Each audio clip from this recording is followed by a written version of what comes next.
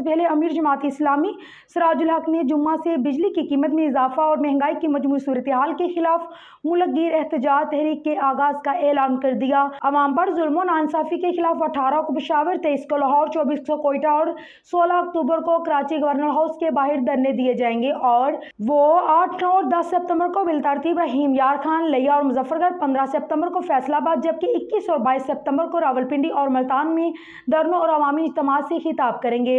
मंसूरा में मरकजी नज़म के इजलास के बाद नायब अमीर मियां मोहम्मद असलम, सेक्रेटरी जनरल अमीरुल अजीम और सेक्रेटरी इत्तलात कैसर शरीफ के हमरा प्रेस कॉन्फ्रेंस करते हुए उन्होंने 16 सितंबर को इस्लामाबाद में कौमी तवानाई कॉन्फ्रेंस के इनाकाद और IPPs के महंगे माहदों को आइंदा हफ्ते सुप्रीम कोर्ट में चैलेंज करने और तवानाई सेक्टर पर वाइट पेपर जारी करने के भी ऐलानात किए। उन्होंने कहा है कि जमात इस्लामी की एहतजाजी तहरीक हमेशा की तरह पुरअमन और आईन और कानून के दायरा में रहकर जारी रहेगी।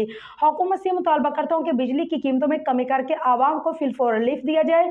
महंगी बिजली का बोझ गरीबों पर लादने की बजाय 1,90,000 सरकारी मुलाजमीन को मुफ्त बिजली की फराहमी बंद की जाए।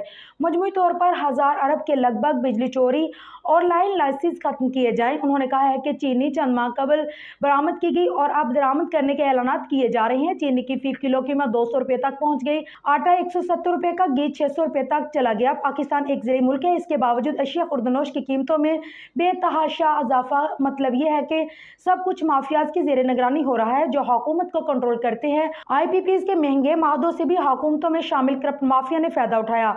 माफियाज सियासी पार्टियों पर सरमायाकारी करते हैं और इनके इक़्तिदार में आने के बाद अपनी असल रकम कई गुना इजाफा के साथ वसूल की जाती है। जमात इस्लामी इन माफियाज का मुकाबला करेगी। निगरान हुकूमत के बस की बात नहीं कि वो हालात को कंट्रोल करे। ये इलेक्शन का जितनी जल्दी हो सके इनाकाद करवा कर इक़्तिदार मुंतखब नुमाइंदों के सुपुर्द करें।